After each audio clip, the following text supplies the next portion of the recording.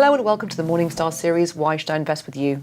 I'm Emma Wall and I'm joined today by Nick Ford, manager of the Miton US Opportunities Fund. Hi Nick. Good afternoon, Emma. So this year has been quite flat for the US market, apart from a little dip in February around interest rate and jobs figures concerns. Flat is not fantastic, but it's a lot better than people were predicting at the beginning of this year and indeed last year. This seems to be an incredibly unloved market where people love to predict its downfall. What continues to keep it chugging along? Well, at the end of the day, markets are going to be driven by earnings, and we have that in spades in the US at the moment. We have a strong economy. We have corporations that have just had a fantastic tax break, which is encouraging them to reinvest in their businesses. They can pay their employees more. Consumers are feeling better as a result. Job security is high. And we're at a point now in the economy where historically, when a cycle has been this long, you would expect a downturn to be maybe around the corner.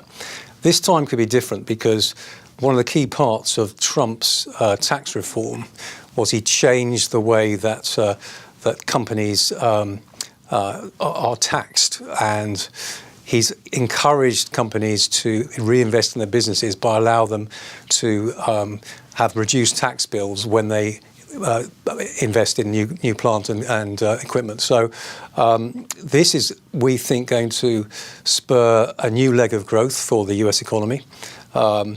Corporations are now paying 21% tax rates compared to 35%, which is freeing up a lot of cash to pay employees more and so forth. So the net effect for business confidence and earnings growth, the key driver for markets, is tremendously positive. And if you look at the recent GDP growth figures for the US, we've actually started to see an acceleration, not a deceleration. We've started to see employment at record lows, and people are now spending more money. So really, we have a kind of snowball effect going on in the US where things the momentum in the economy should continue to grow. And how much of that is baked into the prices already, though? Because, of course, with politics, very little is a surprise. People seem to fanfare what they're going to do way in advance now in order to, I suppose, avoid things like the taper tantrum. Yeah. So how much are stocks already priced in these new tax rates and indeed the buoyant consumer? That's a very good question. I think you have to look across different sectors of the economy. We would argue that in some sectors, maybe a lot of the good news is priced in and there's a lot of risk. In other sectors, valuations still look very attractive. We would cite the technology sector as being one area where the good news is very much baked in. You can see software companies trading, many of the most popular ones trading at up to 25 times sales, let alone earnings.